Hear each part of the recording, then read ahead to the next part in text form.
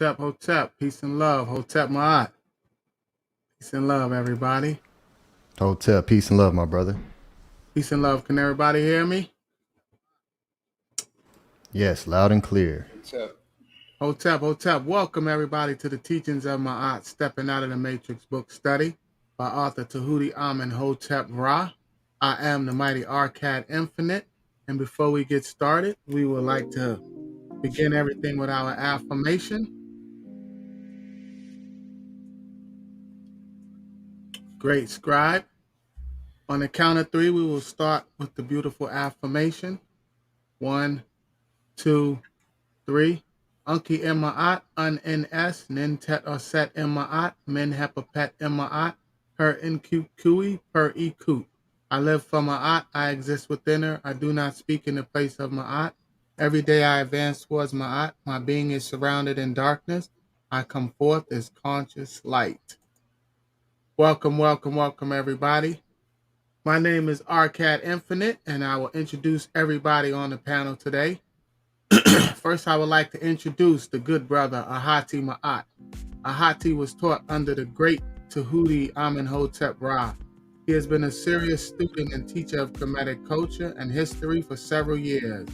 He has written multiple books, including the textbook called Journey of Your Soul series, essays, and articles. Furthermore, he hosts in-person and online classes, weekly podcasts, and periodically creates documentaries. He also has experience in public speaking and academic debating. He is responsible for the creation of this weekly book study.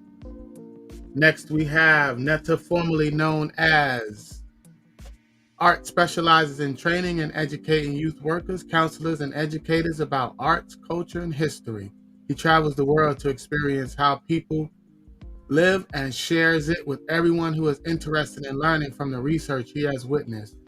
AJ has a master's degree in entertainment and media business and has been working in the music industry and with nonprofit agencies, providing program planning and promoting concerts and community events in Madison for over 30 years. During that time, he has facilitated the following innovative after-school programs for Madison School Community Recreation, including Hip Hop 101, Music Production 101, and MP4 programs for youth. Next, we have the great Tahuti Mos. Tahuti Mos is humbled at the opportunity to be at home in Ma'at with the guidance of Tahuti Amenhotep Ra, the Saba Saba. His quest for the truth, as they call it, has brought him to the facts. In this experience, he has learned and will continue to teach that everyone has the truth, but it is the facts in which the foundation of anything one bases a decision upon should rest. This statement has increased his ability to find his place in the cosmos, and that place is here with you as a student of Ma'at. His journey continues to be an interesting and exciting experience. It began in the truths of Catholicism, Christianity, and the Hebrew religions. Realizing that these truths still left him with many unanswered questions and more confused, he continued his quest and found the facts in Ma'at through the teachings of Saba Tahuti Amenhotep Ra. He is home, Tua, to the ancestors. His interests are first in his family and second in manipulating this matrix to his will. The rest is all commentary. He is an ambassador for the teachings of Ma'at and host of this weekly book study, teaching of the facts of this wonderful existence. On this journey with you to bring peace to the world through Ma'at. As students of Ma'at, we will continue to grow and learn together and be the best versions of ourselves on this earth as representatives of our ancestors. Hotep Ma'at. And I am the mighty Arcad Infinite, chairman of the organization Teachings of Ma'at. I am also a student of the master teacher Tahuti Amenhotep Ra. I'm the host of this book study, Teachings of Ma'at, and I am a true-hearted follower of truth based on ancestral artifacts over religious opinion and a lover of my people unconditionally. I am dedicated to Kemet and learning the Metal Netta and loyal to Ma'at at all times. And last but not least, we have the presenter for tonight, the great scribe, the architect.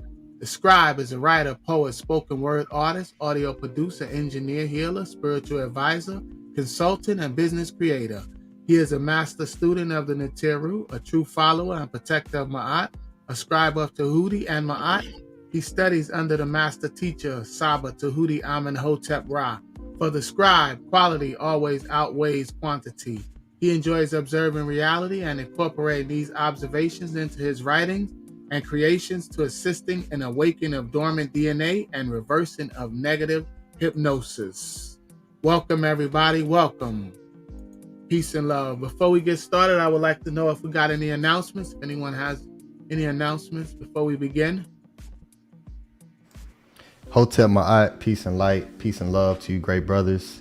Peace and love to the community, to the chat, to the viewers here live, and to the viewers who are gonna, be with us after this airs. So peace and love to everyone, sending love frequency to everyone, heightened states of consciousness. So before we get started, I'm not sure if I did this last week because he sent it during the class. So I'll go ahead and do it again, just in case if I didn't. I'm gonna start with the donation from the good brother Nito Campbell, which is $14 for the truth. The hidden one. This is the Amun right here, Nito Campbell. We don't know who you are, my brother, but we appreciate you and we thank you for consistently supporting us every week. And, of course, Saba Tahuti. We would love to, see you up on the screen one day. So reach out to us and, show face, my brother. We appreciate you. We like to show our appreciation face to face. So to you, my brother. And then secondly, I'm just going to give a quick rundown of the Teachings of Ma'at website for all of you who are new.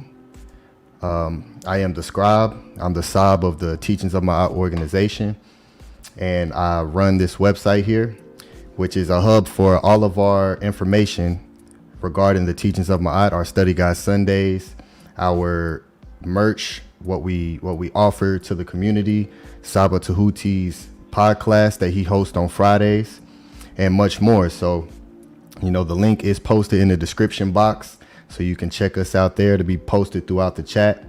And this is the teachingsofma'at.org official website, and this is where you want to go to be able to keep in contact with what we're doing. So once you get to the homepage, there's a lot you can do. Here's our affirmation that we read at the beginning and end of each of our classes, that we received graciously from Saba Tahuti. And if you scroll all the way down to the bottom, this right here says subscribe. Get 10% off your first purchase when you sign up for our newsletter. So this right here is how you sign up for the newsletter. We send out a weekly newsletter, and it will give you the information of the class that we had just hosted the week prior and what to expect coming forward. There's a lot of information that we're posting on there throughout the week. And, once you sign up for this newsletter, you'll get 10% off your first purchase on the shop section of our website. So be sure to, go here and sign up to be a part of the newsletter to stay in contact with what we're doing, because we're constantly growing, consistently. And, so keep up with us. So here's the shop section, what I was just speaking about. And here we offer short sleeve, long sleeve, and hooded sweatshirts, the official Tahuti's Teachings of Ma'at.org merchandise right here. We have, sizes for your whole entire family, from the young netters, to the grown netters. So here we are. So once you sign up for that newsletter, you will receive 10% off on this. And once you become a member under the organization, you will have 10% off for life on whatever we offer on the shop. This is just the beginning of what we're offering. So you will always receive 10% off once you become an official member. And all you have to do is you can click this button right here. This opens up a messaging system.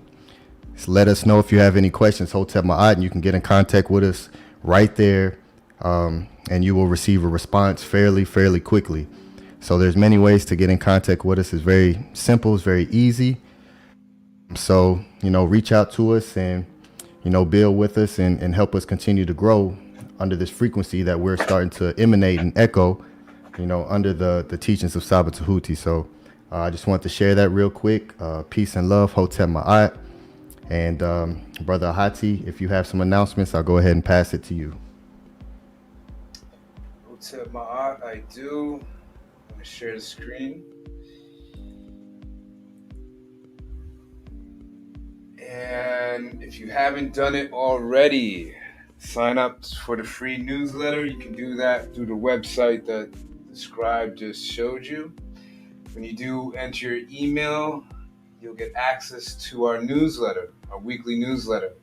That is a breakdown of the weekly Sunday study guide classes. So this is what it looks like. It's the teachings of Ma'at, the movement begins with you, the book study breakdown and news, and we'll have an about us section in here so you can know exactly what we're bringing to the platform here. And you'll see our mission, and is to bring back home to the minds of the Ma'at as many sisters, brothers, and their children as possible. Free melanated people from the Tamahu. For those that are new, the Tamahu is the Caucasian matrix. Keep scrolling down, and every week there'll be a couple brief paragraphs here. So not too much reading is needed. You can read it on the go if you're going to work, going to school, going to your families for the holidays, whatever it is. It's just a couple paragraphs with a few sentences. And last week I spoke about Saba Tahudi's teaching about the original black family and their connection to Serapis, a Sar called the Great Black, his mate Osset, known as the first sexual magician in history. Okay, so gives you a brief statement there. When you keep scrolling down, there'll always be a great graphic art by Arcad Infinite and the Scribe. They're the editors. And they'll always include, which I love about this, is they'll always include some metanetter there. So if you're new to the metanetter or what's being called hieroglyphs, the Egyptian hieroglyphs now, they'll always include a little jewel within the picture. So for instance, for here they have the Mahes, which is a line with the fierce eye that fascinates. And then they have the picture of the magnificent lion here. You scroll down, you have the image of the creator of the Black Mother Goddess, symbol derived from the Manat, or Mother Heteru. Heteru was a Medunetter name for Hathor. You go scroll down more, and you have Hep. You have the black bull, which is Ptah. So you get this great picture that you can actually learn from. Not only get the visual learning, but you also get the written word in here as well. Keep scrolling down. For those of you who want to become a member, and I just want to say congratulations to the first teachings of Ma'at couple. You know who you are. And they were hesitant at first, but have now made the commitment to become members of the organization. So congratulations and hail to you. So if you want to become a member, you wonder what it entails. What we're looking for right now are writers, editors, managers, digital designers, social media content creators, organizers for physical meetups.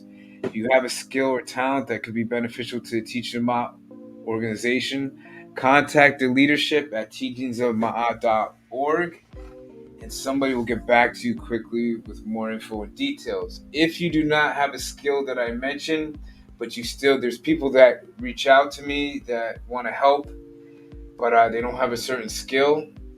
As long as you remain teachable, we're willing to show you and direct you in what areas the organization needs help in. So those of you that have reached out already, we appreciate you. Keep scrolling down. It just gives you another brief synopsis of what the weekly studies are about, and it's about us as true seekers connecting with one another under the leadership of Tahuti Amenhotep Ra.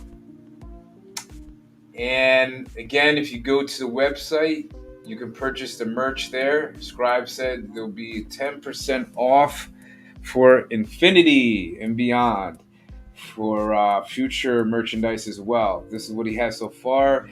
Check out the website and pick up your shirt today. I have a few myself, and they are definitely quality material. I'm not just saying that because I'm part of the organization. Scribe knows that I would criticize if it wasn't quality. So it's definitely quality merch. And then this is new to me today, which is a great, wonderful addition. It's our social media platforms. I know a lot of people are on Twitter and TikTok and don't have much time to watch full video breakdowns. So check us out on Twitter and TikTok and you'll get couple minute videos of teachings that you can pick up along the way during the course of your day.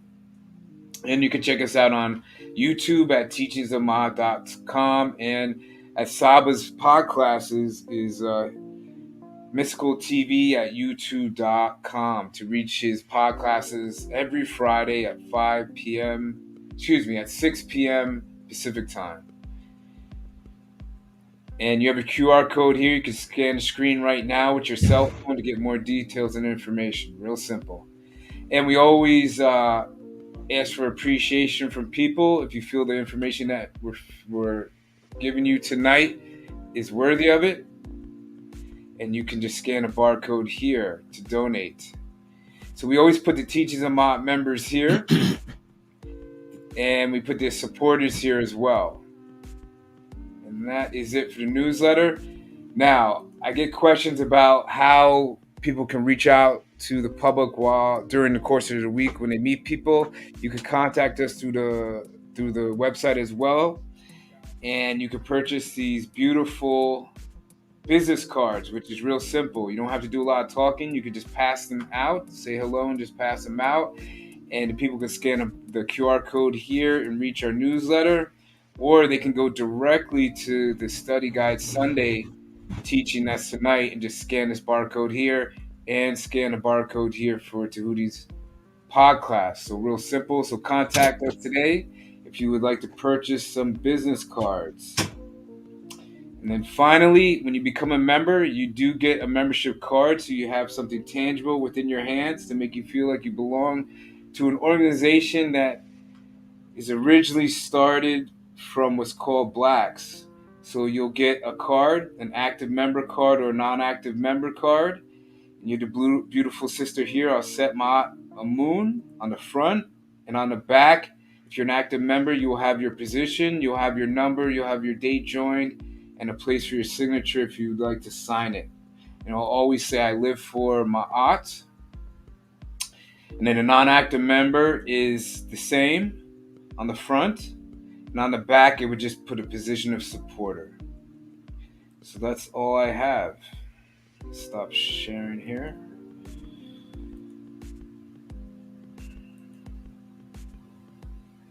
Okay.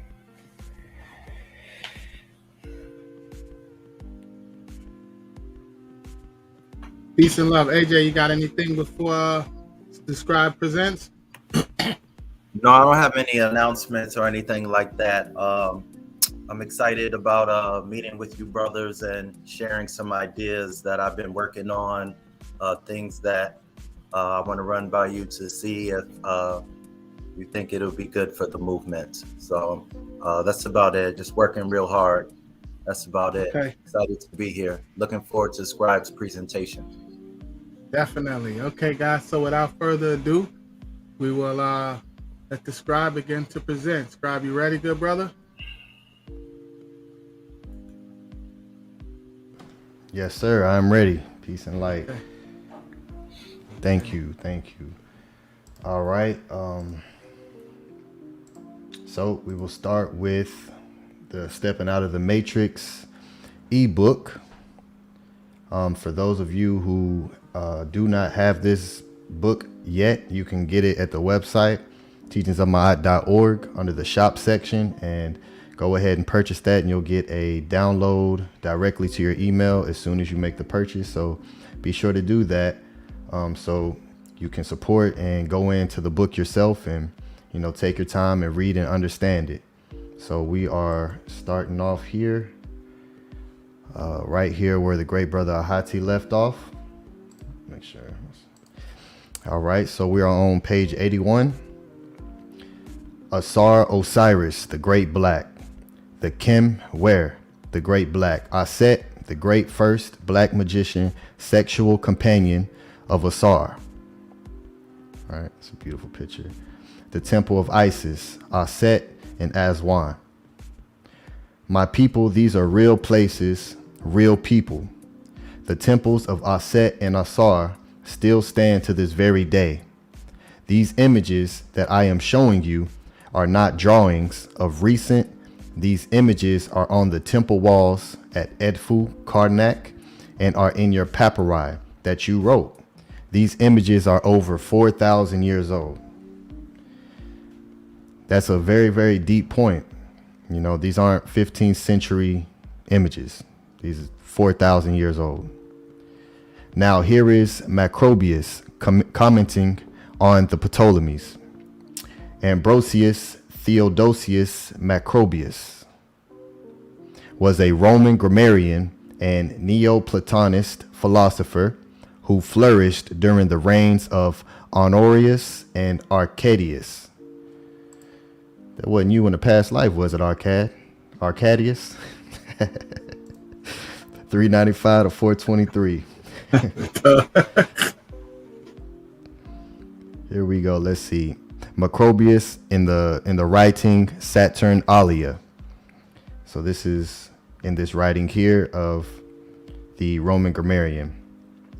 In the city on the borders of Egypt, which boasts Alexander of Macedon as its founder, Serapis and Isis are worshipped with a reverence that is almost fanatical. Evidence that the sun under the name of Serapis is the object of all this reverence is either the basket set on the head of the god or the figure of a three-headed creature placed by his statue. The middle head of this figure, which is also the largest, represents a lion's. On the right, a dog raises its head with a gentle and fawning air. And on the left, the neck ends in the head of a ravening wolf. All three beasts are joined together by the coils of a serpent whose head returns to the god's right hand, which keeps the monsters in check. So that's from the Macrobius Saturnalia. So it is obvious that these Ptolemies revered the Cometian gods and used them to create what we know as Christianity today. Or is it? What I am about to do is clearly show you step by step in your Bible how exactly they did this. But first, I would like us to look at something that directly ties the Ptolemies and their reconfiguring of Cometian deities directly tied into biblical concepts directly from their own mouths. Now I must make something extremely clear to you, something that is imperative to breaking you out of this matrix, that is timelines. Something that is imperative to breaking you out of this matrix, that is timelines. Christianity started in 325 AD as an official religion. But let's give the benefit to Christians and say it started with Jesus. Well, this is 2007 AD, which is when Saba Tahuti wrote this writing. Year 1 marks 1 AD, which is Anno Domini, which means the year of our Lord. The first year that Jesus walked this planet, as they say, year 1. So now that we have established that, I would like to make clear that what I am quoting to you and what the Ptolemies have done in these images of the Virgin Mary date to 320 BC. So that means that 320 years before a Jesus or a Christianity, the images that I have shown you of Asar, Osiris, and Isis, Aset, are from 2000 BC. That is 2,000 years earlier, before Jesus or Christianity. Okay, now that we have that established, let's continue. Coming from Goodwin, Fragments of Greco-Egyptian Work Upon Magic, page 7, and also Egyptian Magic, E.A. Wallace Budge, page 176, we now quote another Ptolemaic formula vow from 150 BC. So here is Wallace Budge's Egyptian Magic, right here. I call thee the headless one, that didst create earth and heaven, that didst create night and day, thee, the creator of light and darkness. Thou art Osaron no Fris, whom no man has seen at any time. Thou art Labas, thou art Lapos. Thou hast distinguished the just and the unjust. Thou didst make female and male. Thou didst produce seeds and fruits. Thou didst make men to love one another and to bait one another. I am Moses, thy prophet, to whom thou didst commit thy mysteries, the ceremonies of Israel. Thou didst produce the moist and the dry, and all manner of food. Listen to me. I am an angel of Paphro. Osaron no Fris, this is thy true name, handed down to the prophets of Israel. Listen to me. So in this passage, the name Osaron Ofris is clearly a corruption of the old Egyptian names of the great god of the dead, Asar Un-Nefer, and Paphro seems to represent the Egyptian Per-Ea, literally the great house, which means Pharaoh, the Per-Ea. The Ptolemies' one and only concern was to perfect Cometian Egyptian magic and to follow the ways of the Egyptians. So please do not tell us that the first Bible in existence was translated for a Ptolemy for the purpose of spreading the word of Hebraism. Here we clearly see the Ptolemies openly declaring that the God of Moses is Asaron Ofris, or correctly said Asar Un-Nefer, the Pharaoh, which by the way was Asar's most popular name, Asar Un-Nefer. And I will get deeper into that in my presentation. So this is coming from the Per-Im Haru. This is plate 33. Rubric 1. Osiris Ani, triumphant, is gift about with fine raiment. He is shod with white sandals, and he is anointed with very precious anta ointment, and a bull, and herbs, and incense, and ducks, and flowers, and ale, and cakes have been offered unto him.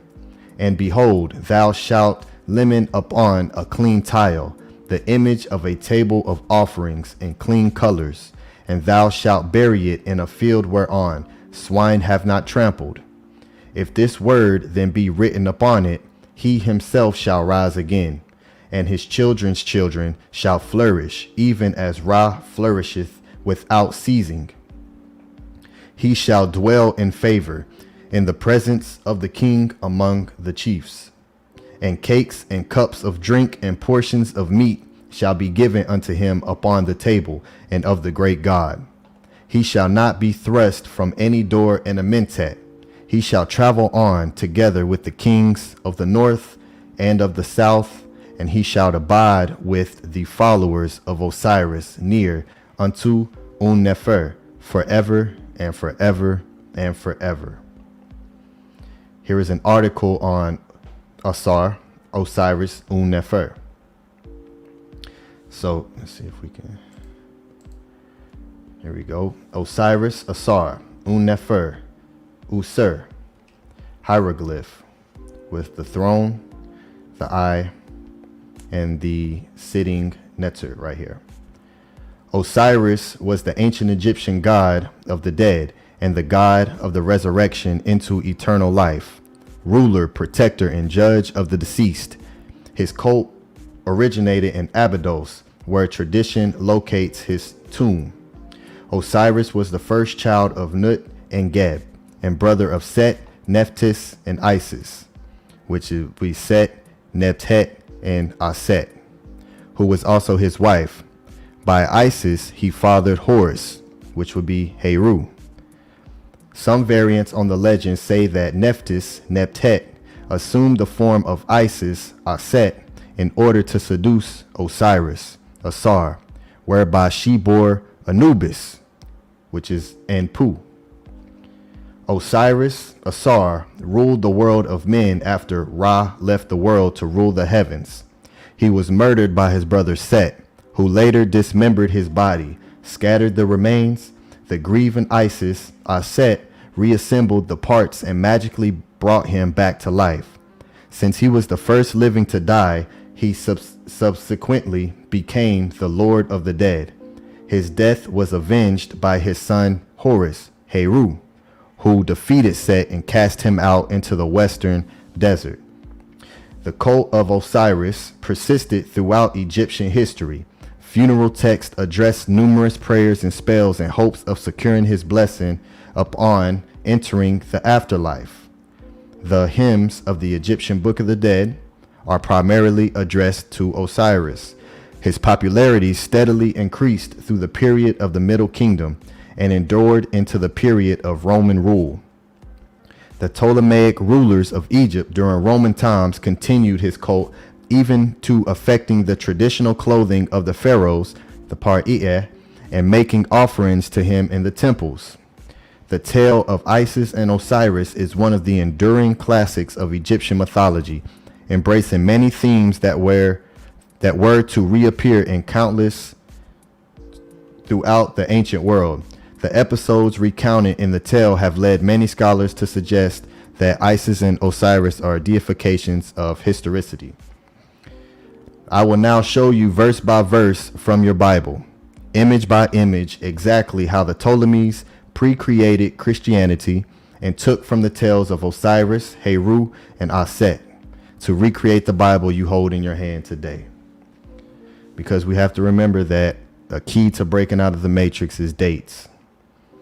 We have to understand dates to really begin to break from these spells and thinking that something is the origin of something. So King James Version, the New King James Version. First, let's deal very briefly with the symbol on the front, a symbol that is seen throughout what people would call paganism. Symbol right here. From the Charmed TV series, right here. Jerry Johnston, The Edge of Evil, The Rise of Satanism on North America, page 269. So we see this same symbol here, connecting it to a witch's book of shadows, which we know that they have throughout their introduction of creating the English language, anything that has anything to do with magic or hekau is always negative. So they always connect magic to negativity to scare you into not being a part of your own magical essence. So this is what they do. Pagan necklaces. The Institute of Transpersonal Psychology. See, we see it again right here. And then right here we see it within this cross right here. So symbolism is very important. Here we see the symbol with the pyramid behind it, and we see it in the corners on the Celtic cross, a cross seen on several churches today. And if you were into Saba Tahuti's pod class where he was breaking the movie The Matrix, the second version, he went into the Celtic cross and shown how that's actually the name of Heru. It's one of the glyphs, one of the symbols for Heru, the Avenger. And so, you know, we'll get into that just a little bit, but that's where they got this symbol from. This is actually Heru's name. The Vesica Pisces symbol on their cross. Right here, the Vesica Pisces, right? The Jesus fish. Seen these on a bunch of cars a lot of times. You know, you just look at the back end, you'll usually see a Jesus fish on probably 1 out of 6 cars. So what exactly is this symbol and why is it so popular among Christians? Oh, I know they will tell you this. Matthew 4:19. And he saith unto them, follow me, and I will make you fishers of men. This is a weak excuse, an explanation for this symbol. Let me break a matrix mental entrapment that you have probably never thought of before when hearing this explanation. Jesus supposedly said, by ye, fishers of men, which means what Christians are supposed to be is the fisher, not the fish. These are fishers. This is a fish. So just even right there, when we read the verse, follow me and I will make you fishers of men, it makes perfect sense for them to be fishers of men, than an actual fish. That's backwards. The disciples would have been the first Christians, thus the first fishers, and they were commanded to be fishers, not fish. Thus, wouldn't it make more sense for their symbol to be a fisherman? The reality of the matter is that this symbol is the symbol of Aset and Hathor, ladies of the womb and water, and was a protection symbol called the Sa. This is a symbol of Aset and represents the protective power of the female. You see, one of Aset's names was Het Heru, or Hathor, which means house of Horus, which is the womb that keeps the young child safe. Aset was the protector of Heru, her son, and Asar, her husband. So she was the first sexual goddess magician, and she was the protector of Heru and Asar. Per Imheru, page 229, Aset saith, I have come that I may be your protector. In the Per Imheru, page 231, Neptet, I have gone round behind my brother. I come to be his protection behind you.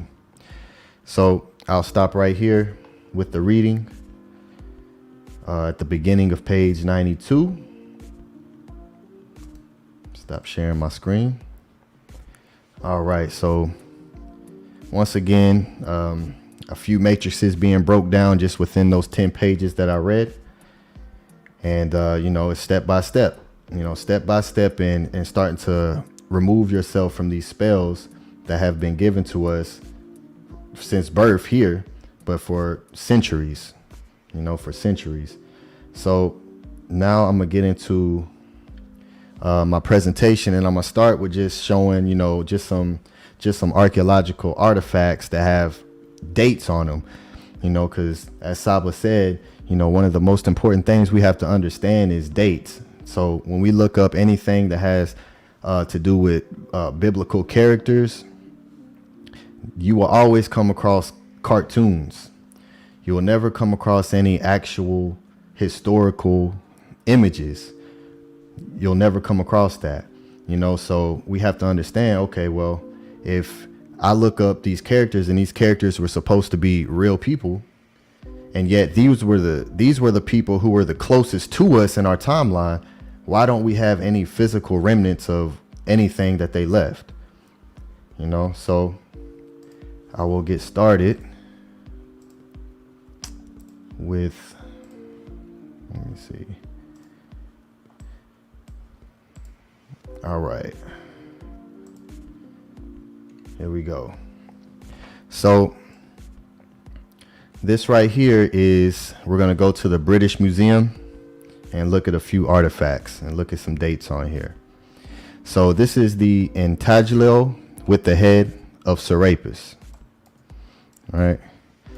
Serapis was a combined form of Osiris and Apis, which we just, Sabatudi just beautifully broken down within this book, and basically broke that whole spell and understanding where even the imagery of Jesus comes from. So Serapis was a combined form of Osiris and Apis who existed. Apparently, he became the god of the Ptolemaic dynasty with Ptolemy I. And we know 332 was when Alexander the Greek, who is famously known as Alexander the Great, Alexander III of Macedon, became crowned pharaoh in 332 BC. With the Ptolemies, he acquired a Greek appearance and certain characteristic of Zeus and Hades in particular. So when we look at this image, if you ask anybody who is this on this image, they'll say Jesus Christ. So because just look at them. So we can clearly see where they get their imagery from on, who, when we always ask, what did Jesus look like if this was a physical person? What did he look like? Sometimes people, especially black people, will say his color don't even matter. It don't matter. That's because we've all grown up looking at this image, so we can't connect to this image. So now his image don't matter. But we can go to any culture at any time in history throughout the planet, and you will always see their divinities reflecting them. But when it comes to us over here in the United States of America, our divinities, their image don't matter. That's a deep spell. That's a huge spell, so we need to understand that this is Greek imagery. Just understand that. It's just simple. These are Greek imageries. These are stolen concepts, and the images are not original at all. So let's move forward. And we've seen this image plenty of times, with the Virgin Mary and Aset and Heru, and then the baby Jesus right here. And you see her crown, even them addressing themselves as having suns behind their head. We know that image clearly comes from someplace. They didn't start this. So every time you see an image of Jesus and he has a sun image behind his head, you have to understand that this did not start with him. We have to follow dates, when, where, what are the dates of these things, So every time you see images of the Christian deities who are deified as a divine entity, you'll always see suns behind their heads. To copy, of course, Ra, the real sun god. It's the literal sun, Ra, behind their heads. So let's look at this date. The date of this is Isis, Aset, nursing Heru, the third intermediate period to late period, circa 1070 BCE to 343 BCE.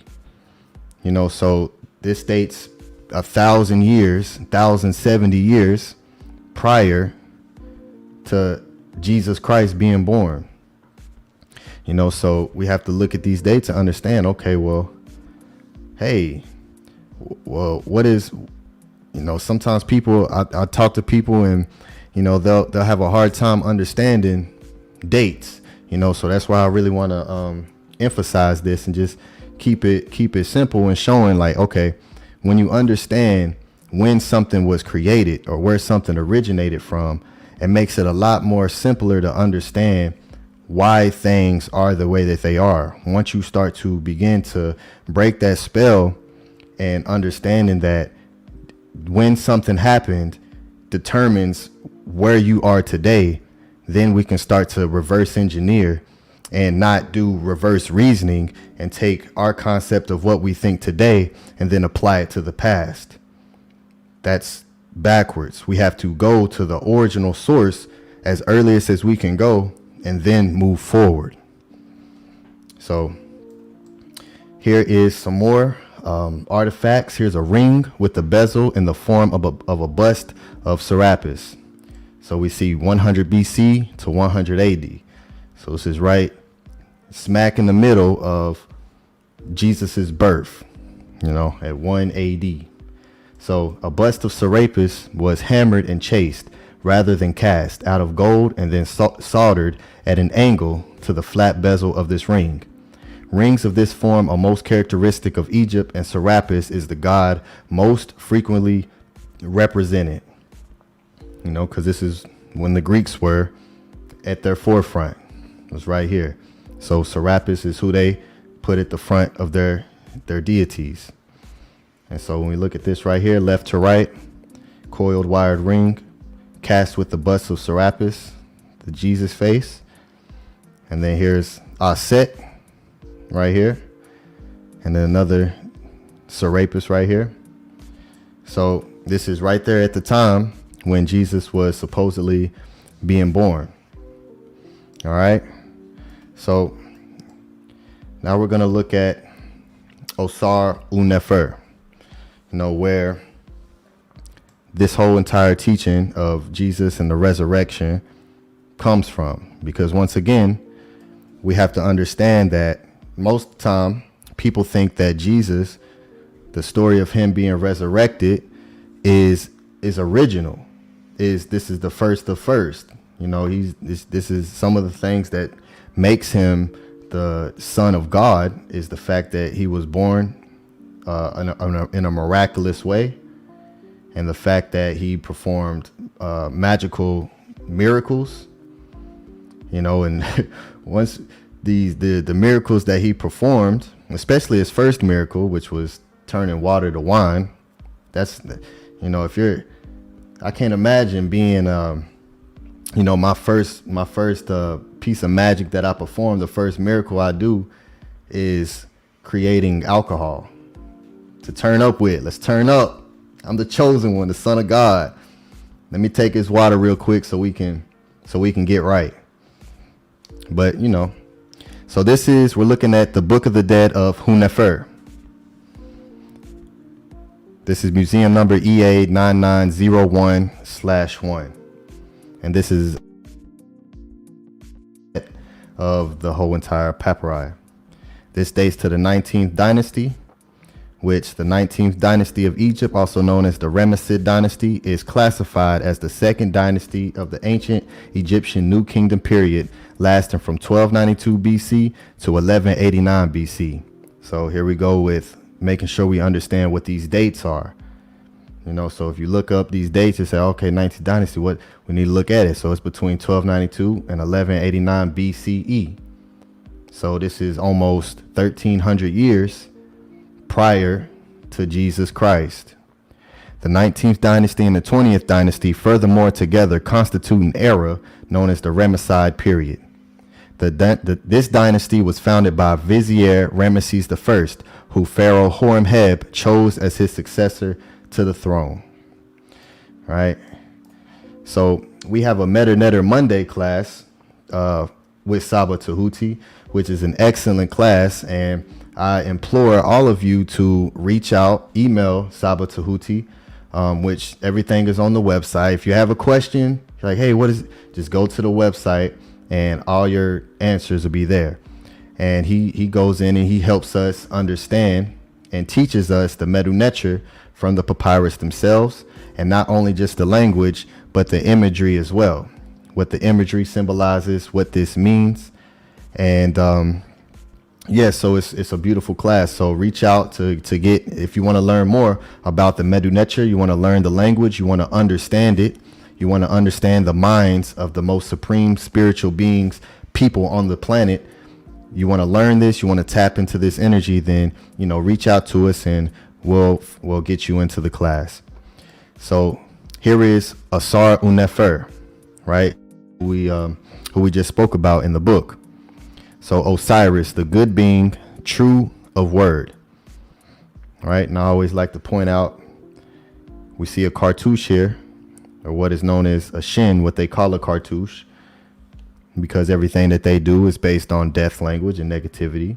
So the cartouche is a gun cartridge, because it looks like a gun cartridge to them, but this was the shin for us, which meant eternal life. Eternal life. So this right here determines whether or not you are a physical king or not. Only physical kings went into this shin right here. So Osiris, the good being, true of word.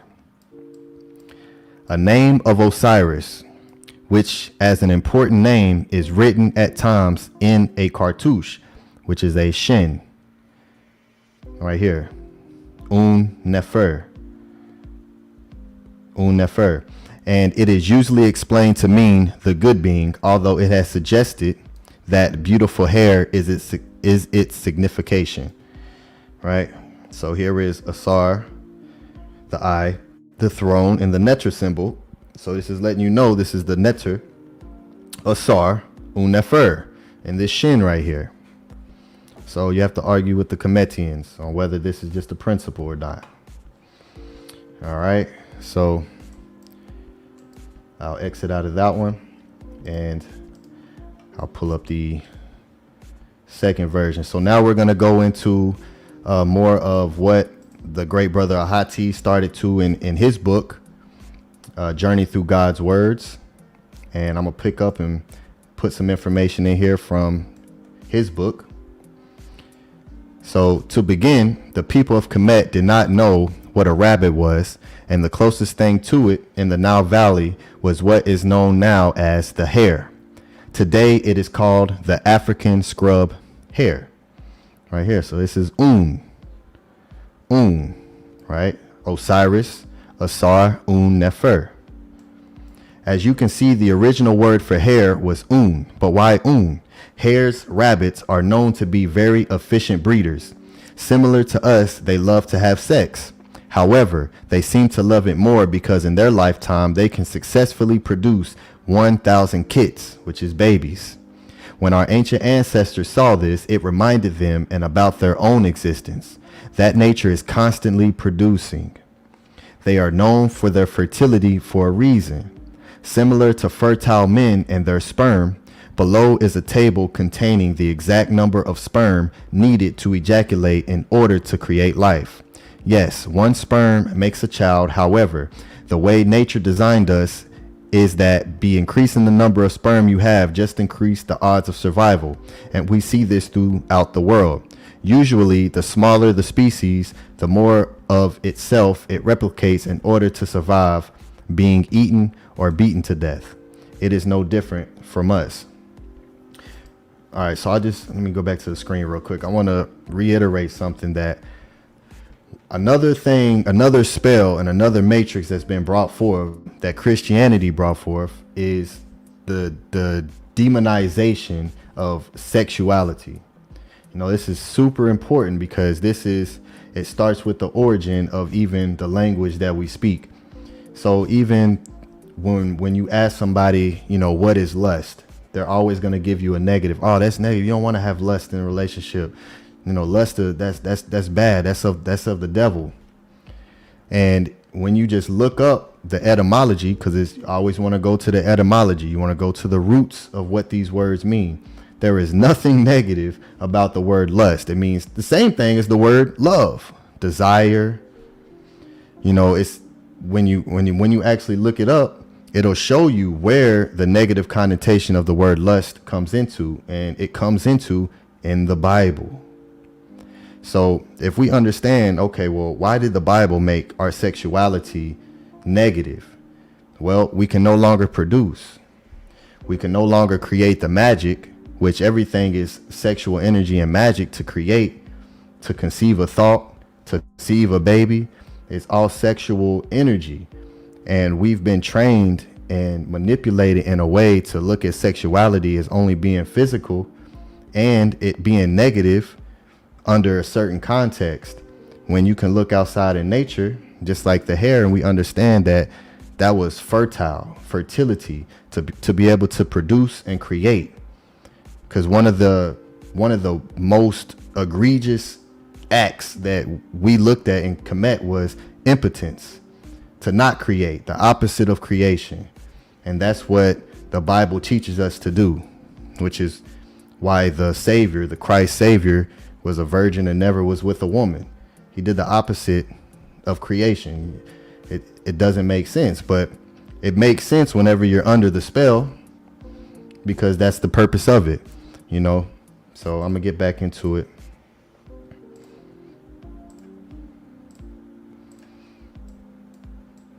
All right, so we're gonna look at the Book of the Dead under the papyrus of Hunefer. We're gonna get into some writings and some papyri of some not as popular in the conscious or Kemetic community, but I'm gonna bring forth some of these writings here today. So this is the Book of the Dead, the papyrus of Hunefer.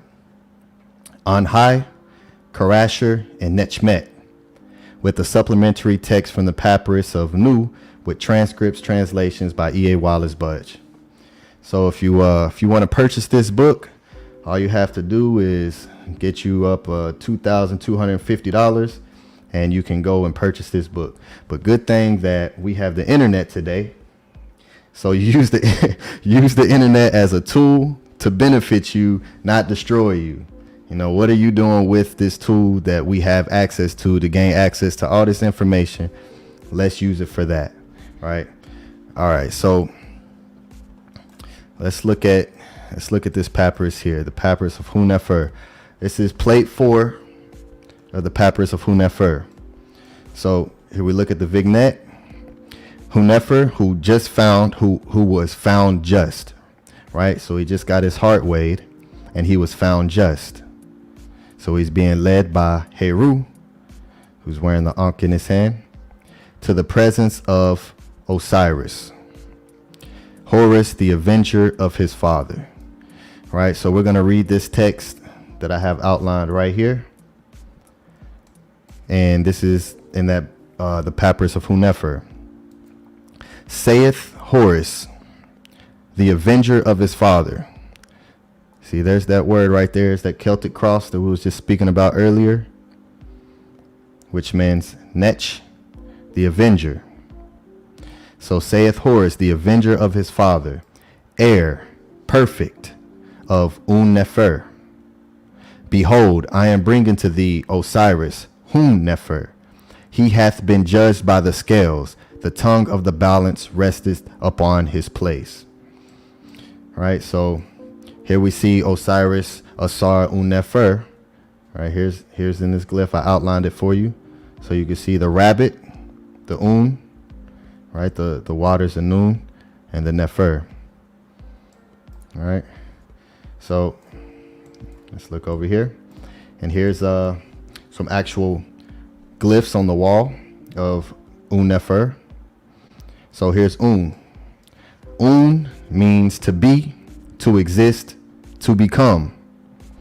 Being, existence, those who are, right? So Un, to exist, to become. That's very powerful, you know, which is one of the reasons why I say hair, because we just realized that Ahati taught us in this book that it's one of the most fertile animals. So to exist is to produce, you know, so this is beautiful right here. And here's Un-Nefer, a title of Osiris. Un-Nefer, the son of Nut. Un-Nefer, dweller in Abydos. So we see many different titles of his name here. Some in the shins that we speak about. All right. Here's another imagery of Asar, the Jed, the backbone of Osiris, with the Ankh, with the life, with the two arms, the Per'a'a raising to the Ra, the sun, and the two goddesses giving adoration. All right, so let's go on the first steps in Egyptian. This is from the stele of Tahuti Nefer. All right, so let's read from the stele of Tahuti Nefer, page 191. I have come to hear the lords of eternity. May build they my tomb, wherein may come, and may I go out in triumph. May I follow the Lord of Tatsir. May I come to my body in the town of eternity, the the eternity, with the opener of the underworld, the Duat, right? The Duat, the underworld. May I receive offerings, which Hotep, you know, a lot of us, we say Hotep, but a lot of us don't know that Hotep means offerings. Well, you see that word right there? Hotep. May I receive Hetepet in the underworld, the Netukert, with the flowers of Un-Nefer. May I pass through the hall of twofold, Ma'at, in peace, twice. Right? So we're looking at these texts and understanding that this is, you know, 1,000 to 1,500 years prior to Jesus being here. You know, so we need to understand that when we look at spiritual writings, when you look at the Bible, if you don't ask the question, if this is God's word, why is this God's word? And where does this date to? And what is the original language of these writings? Those should be the first three questions that you ask if you're reading or studying the Bible. You know, and soon you'll come to find out that the writings that you have attached yourself to do not date to the time of when the stories are supposed to be. So when you understand this, that right there starts to have you ask more questions if you want to find out what the truth is. Now, if you just want to stay hypnotized and just do something because it feels good, I've had some people tell me, hey, let me stop sharing real quick. I've had people tell me, I'm still going to believe just in case. And I'm like, well, that's backwards thinking. That's reverse reasoning again. Why? You're going to believe just in case. Just in case what? Just in case what? If you don't understand that what you're looking at cannot be proven to you or cannot be explained in a way that makes sense archaeologically or by dates, you've made the logical decision in your head that no matter what is presented to you, you're still going to believe the story because they've put so much fear in you that if you don't believe in Jesus Christ as your Lord and Savior, that you are not going to make it to the promised land of heaven and sit next to the seat of God. That's very scary to think that people are willing to ignore all logic. Everything that's logical, that makes sense, you're willing to throw it all out the window because of something that you've been hypnotized to since you were born.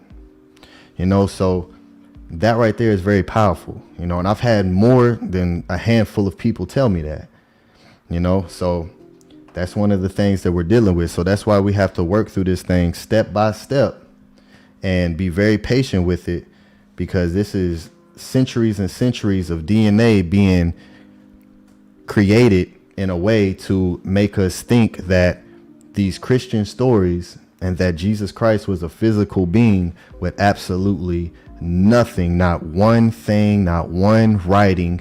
There's not one piece of writing to validate this at the time when he was supposed to be existing.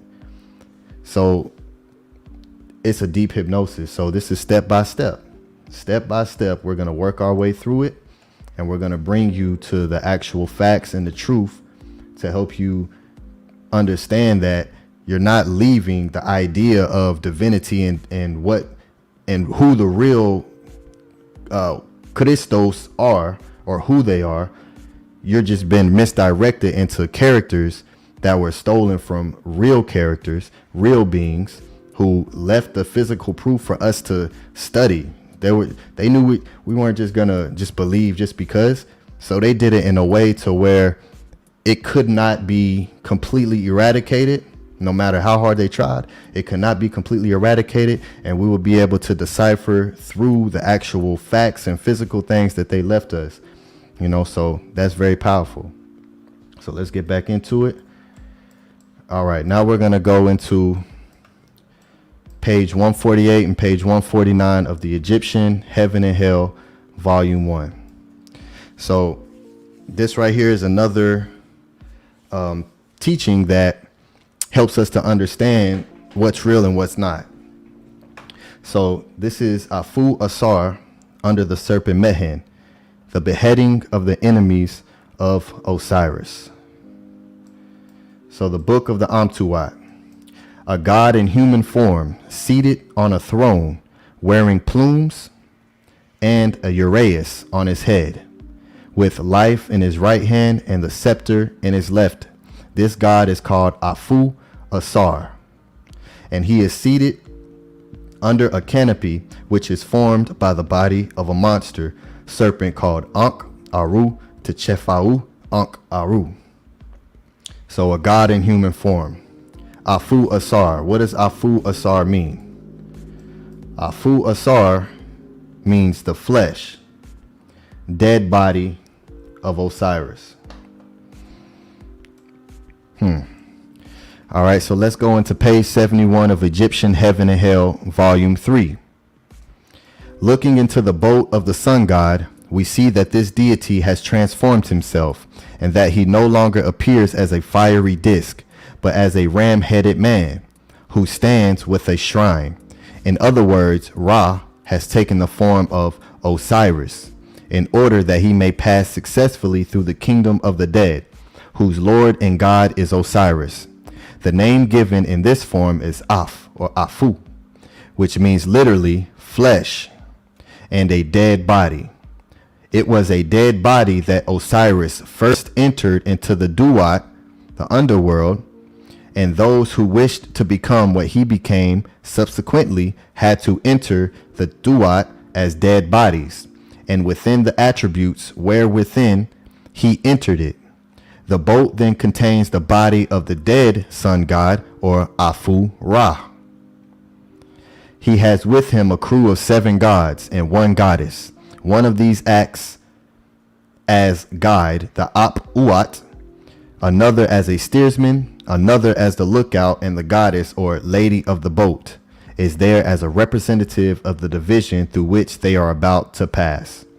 So right here we have Af and Afu, which literally means dead body. So we got Af Asar, the dead body of Asar, and we got Afu Ra, the dead body of Ra. So let's keep going. So this is in the Papyrus of Ani, the Book of the Dead, page 228. If be known, chapter this he shall be. So if this be known, if this chapter be known, he shall be in the following of Osiris Un-Nefer. All right, here's the Shin. Triumphant, Makaru. Shall be open to him, doors, Saba'u. That's why we, Saba Tahuti, he's the doorway. Saba'u. Shall be open to him, doors in the underworld, the Neter Kertet. Au. Shall be given to him an allotment, Ka, of ground with wheat and barley. In the field of Anre shall be his name, like that of the Neteru who are there, say Heru Shesh Asex Sin, say the Horus, the followers of Horus when they reap. Right? So there's a lot to dig into if you want to actually find the truth. There's so many writings that were left for us. There are so many things for us to go through and study that date back thousands and thousands of years, not 700 AD, 1400 AD, less than 1,000 years ago. When you talk about the holy writings, if there's something thousands of years older, and as you start to read through these, you start to see a lot of similarities in what is put in today as the holy book, the word of God, the Holy Bible. So we'll start here with 1 Timothy chapter 6, verse 13 through 16. In the sight of God, who gives life to everything, and of Christ Jesus, who while testifying before Pontius Pilate, made the good confession, I charge you, to keep this command without spot or blame until the appearing of our Lord Jesus Christ. And if you remember one of my last presentations, I showed you that he's already here in the flesh. He has already appeared. There's many of them. They're here. Which God will bring about in his own time. God, the blessed and only ruler, the King of kings and Lord of lords, who alone is immortal and who lives in unapproachable light, whom no one has seen or can see. To him be honor and might forever. Amen. So let's go into the Book of the Dead, the Per Imharu, the Papyrus of Ani, plate 2, which I only put a small part in here, but it's enough to prove the point.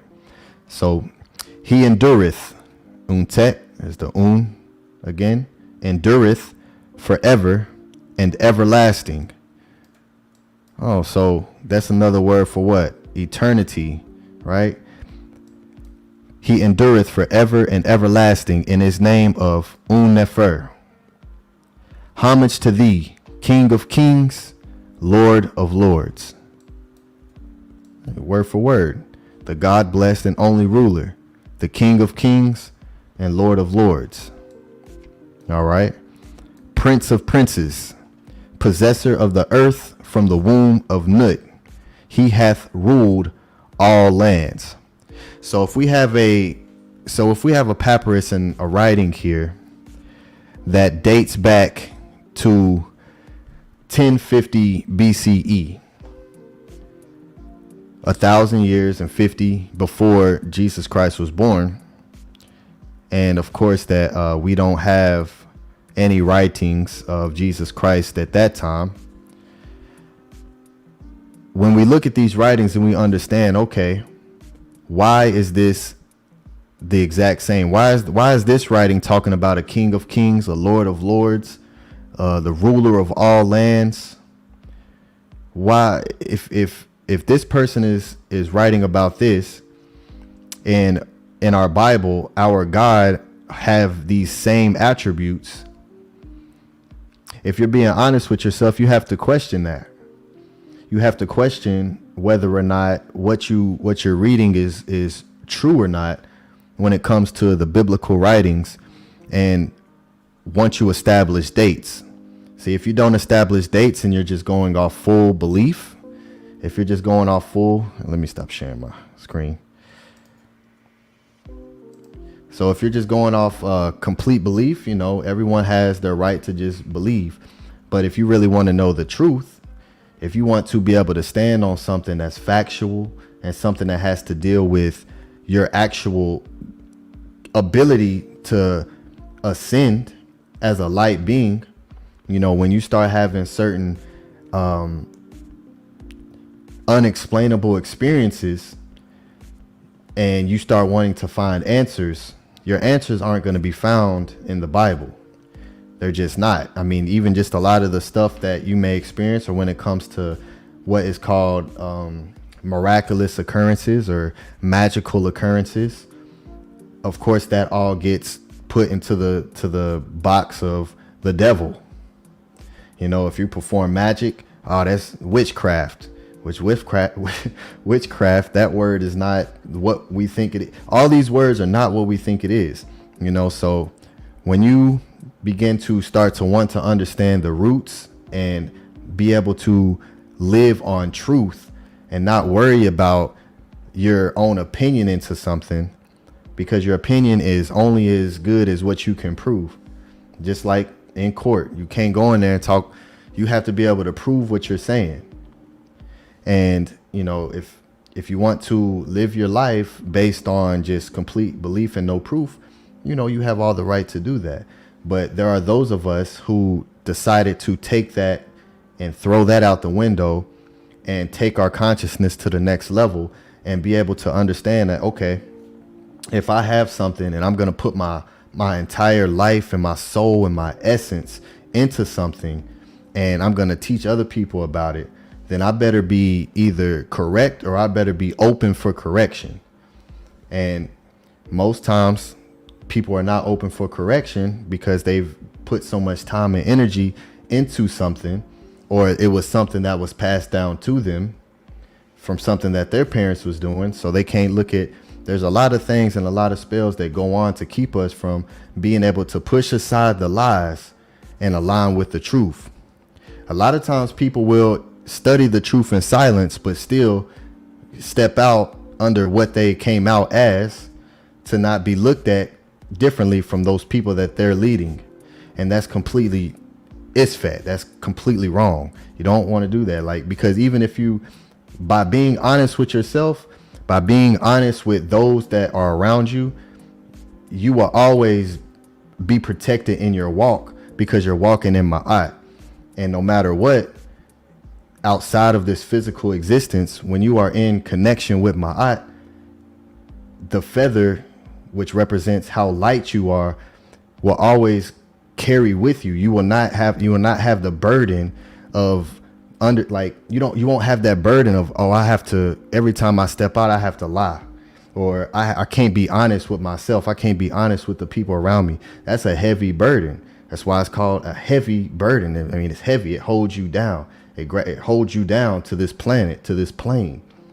And you want to be able to release all of that. You don't want to transition from this life with any type of regrets or any type of heavy burden of something that you know you could have did better, or you just didn't have the confidence to do it, or you didn't have the energy to do it. Whatever your excuse is for not doing it, it won't matter, because when it's time for you to judge yourself, because I like to look at things like that, even if, you know, outside of saying, oh, someone else is judging you, I'm firstly going to judge myself. And then when I look at myself and I say, did I do everything that I could to get to where I knew I should have been going? Before I even get to anyone else, for anyone else to make a judgment on me, I'm already judging myself. And I know that I want to be good in my own judgment of myself, to where I'm light, to where I can travel and not have to worry about, not have no worries, because I've released all the things that keep you here. And a lot of this exists in this matrix within these spells, you know. So first steps first is to understand timelines and understand etymology of words. If you stick to those two things will guide you to where you're supposed to go. No matter how long it takes you, what direction you go in, as long as you keep your foundation as dates and etymology of words, you will find yourself to the truth. You will find yourself to the source, no matter which direction you go. So with that, I'll end my presentation. And so I just want to say, Tua, Hotep Ma'at, to all those in the chat. Let me check the chat. Let me see real quick. Let's see. Peace and shout out to Shannon Southard. Integrity Speaks. Yes, of course. Always. Thank you for your support, my sister.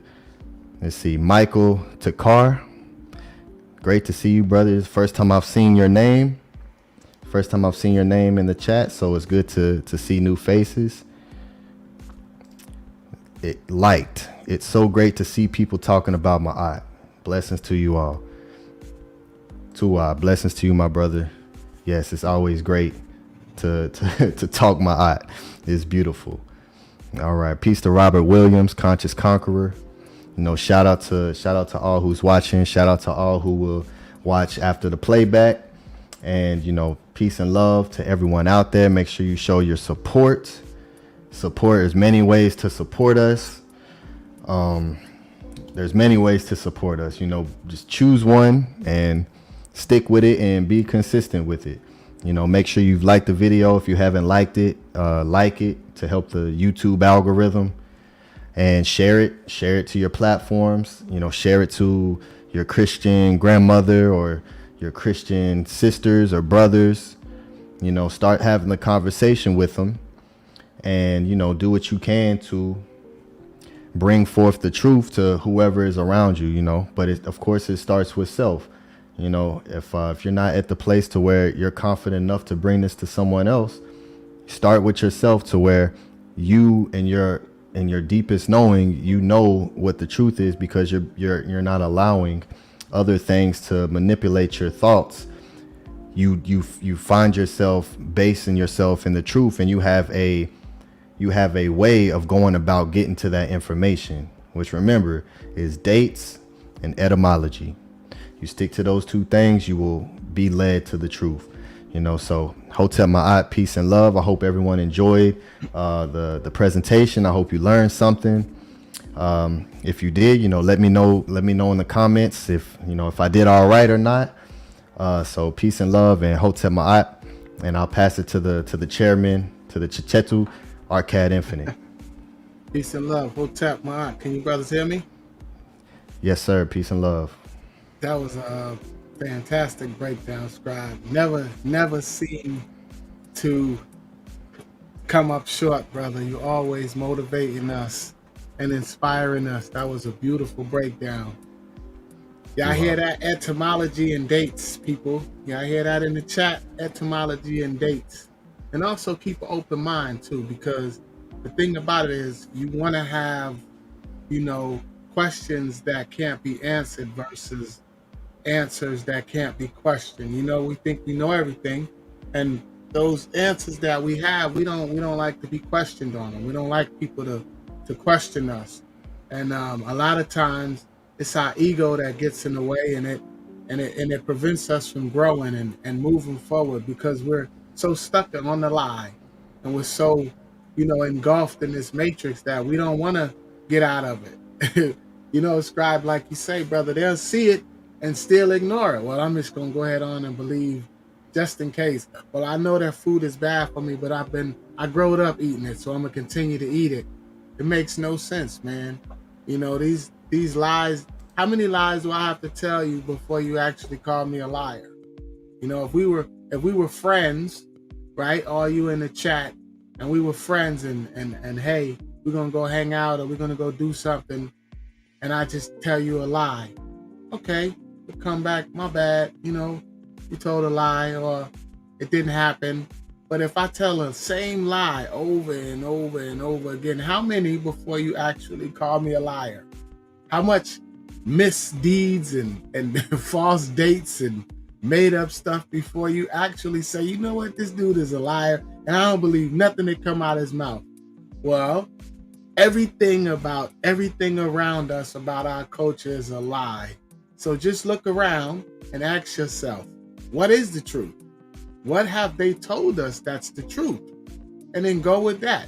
But if you know, like I know, when you live where I live, then you know that everything that they tell us is a lie. So let's step out of the matrix. And I'm going to pass the mic to that good brother, AJ. I seen that brother over there. Look like you fading, brother.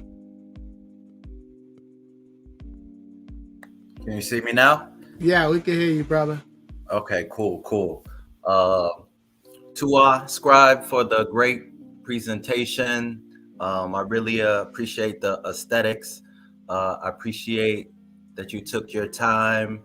You put a lot of effort into your teaching, and there's things that you just can't lie. I mean, that you can't not see that it's a lie. And the timelines are proof, and dates are something that you can't really argue with. And so it's important that you broke that down. And I think the thing that is really key is so many of our people in America, they're like born in Christian hospitals, right? They are baptized, they go to church, and they, for generations and generations, that's all their families have known, right? And so I think you touched on this a little bit too, is people were manipulated and bullied into this religion. And so you talked about fear. That was the thing that you spoke on.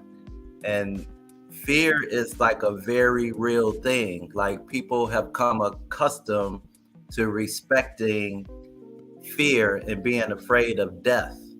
And so that's the spell and the pressure that people feel. And what's beautiful about Ma'at and Kemet is it was a culture that knew the importance of high intellectual knowledge. And so much was preserved to help people come to that light. And so this is what Ma'at has to offer and share to the world. And Saba Tahuti knew that. He knows that. And that's why he's dedicated and devoted so much of his life to this. And so the light is a beautiful thing, right? Because this darkness and this oppression and this fear that they put upon us, the light can break that darkness. The truth can break that darkness. The proof, the timelines, the dates, the etymology can pierce that darkness. And so this is what we're doing. This is what this is all about. And so peace to the chat. Much love to everybody who's opening their ears, because you didn't make those. God made your ears. And that your heart is open, because you didn't make that. Ma'at gave you that heart. And transformation is a real thing. And it happens for each person, how the light comes to them. There's breadcrumbs. There's people that know a little bit. And so hopefully people's paths cross with people who are trying to bring the light to our people that have been forced into slavery, oppression, psychological warfare, every tactic that they have used to come against us. Ma'at is 2022, it's about to be 2023. And this knowledge has not died. It's still alive. Saba's here bringing it. You brothers are bringing it. So there is still hope. There's still, the books. There's so much preserved for us to come out of the darkness and into the light. So on that, I will pass to Ahati, or pass to Arcad, or whoever wants to go next. Peace and love. You got the link in the chat. We're going to pass to good brother Ahati, but the link is in the chat. Everybody join us, discuss with us. Ahati. First, I want to say Hail Saba Tahuti, Amenhotep Ra, Hail Kemet, Makaru, Makaru, Makaru.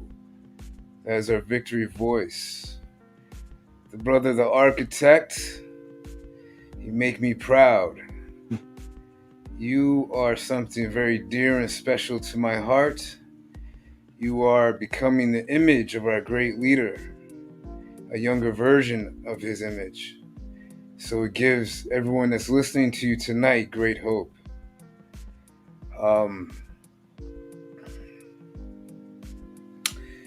We're building a dream here to everybody that's new in the chat and everybody that's been with us for a while. We're building a dream to actually live in it, so to speak. And it starts with learning our history first, learning our culture and our language. And that's what the scribe brought tonight. He brought a lot of Medu, Netter, or what's being called hieroglyphs.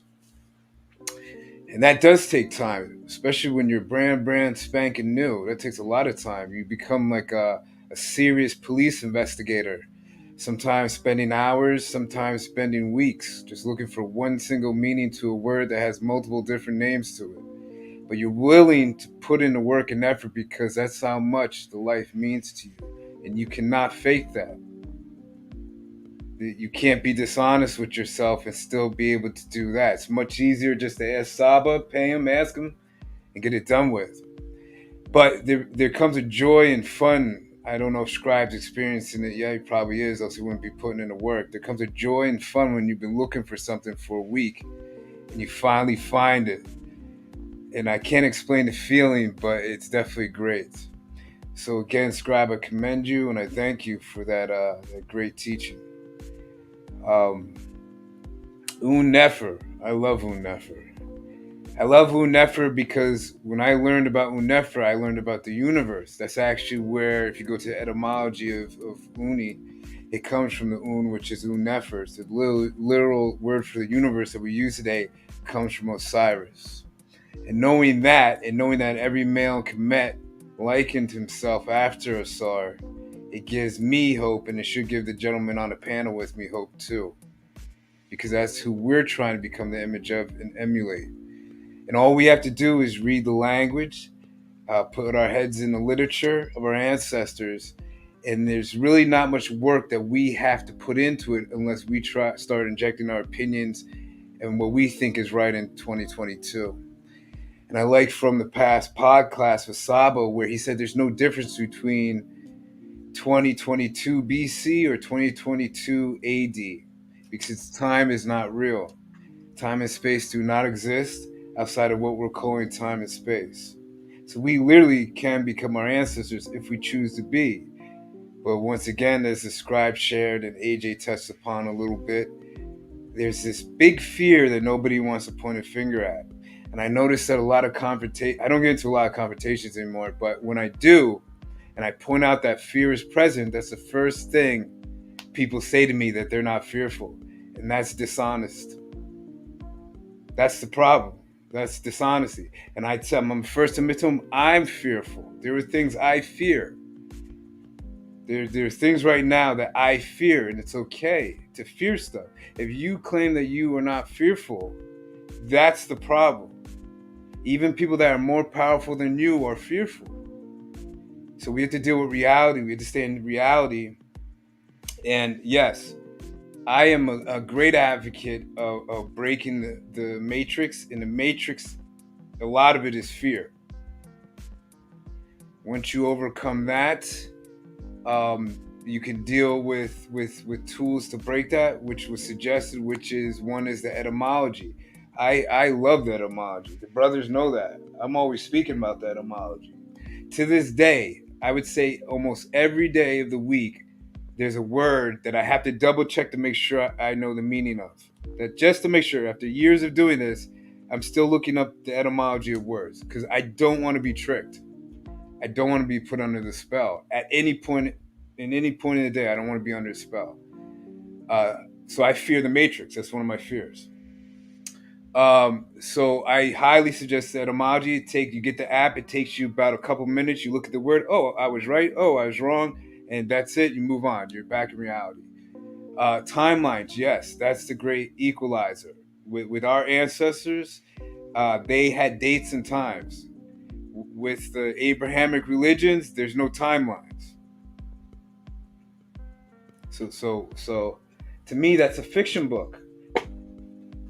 Because you can't come to me with any type of concrete evidence or what part of history did this actually happen.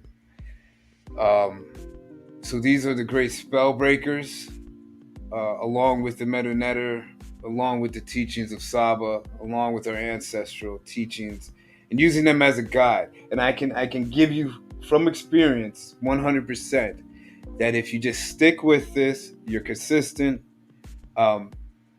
As long as you put yourself, you can't eradicate the ego. The ego is very necessary. Ego is not a bad word. But when the ego mixed with this matrix and the instant gratification and the feel good and all that can block you from getting the true essence of these teachings. But if you could just put it just for a while, put the fear aside, put the ego, lower it a little bit, and grasp what Tahuti's teaching you, I guarantee the things you want to do right now, you can do them. Now, I'm not saying that it's going to be all comfortable, it's going to be all good. I don't know that. I can't predict that. But you can do them. I'm a big advocate of doing what you want as long as it doesn't hurt anybody else. So one of the things that the Matrix does is it keeps our people from being with their families. It keeps them in this thing called quote unquote work. You got to work your 9 to 5. I understand you got to get money. I understand there's things you got to do. I'm not saying don't do it. But to me, the most important thing would be being with family first. So it might mean I can't get the luxury house I want. I can't get the certain car I want. I can't go to Disneyland every year or whatever. But when I look back at our ancestor history, even when I look past 400 or 500 years ago, because Thanksgiving just passed, so I'm doing my Thanksgiving research again. I always do this every year where I give reverence to the natives, their ancestors, people that they didn't call themselves this, but I use it for this purpose, Seminoles and Cherokee. They didn't call themselves that name in their language, but I'm just using this for reference. I actually do rituals towards them too, because we're on their property. So I give rituals to their warriors. I give rituals to their grandmothers. I give rituals to their the Sakem. They call them the Sakem or the Sachem, which were their spiritual teachers. I do all this to the end of this month, and then I don't do it. So I do it every year, and I always learn something every year. And in their language, they had no such concept of work. If you're working all day, it means you can't be spending much time on yourself and your family. And if I want to conquer and control you for the rest of your days, that's what I'll do. I'll put you at work and make sure you're not in communication with your people. At the same time, re-educating your children simultaneously. And then you wake up at 2022 and you turn to the scribe. The scribe spent, I don't know how long you've been learning on Tahuti now. You could correct me if I'm wrong, almost a year.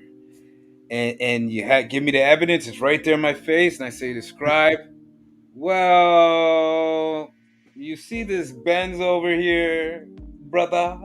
You see these cheeseburgers I got stacked on my table? You see these hoes I got over here twerking in the corner? Is Ma gonna bring me that? I'm gonna keep what I know. So that's what happens.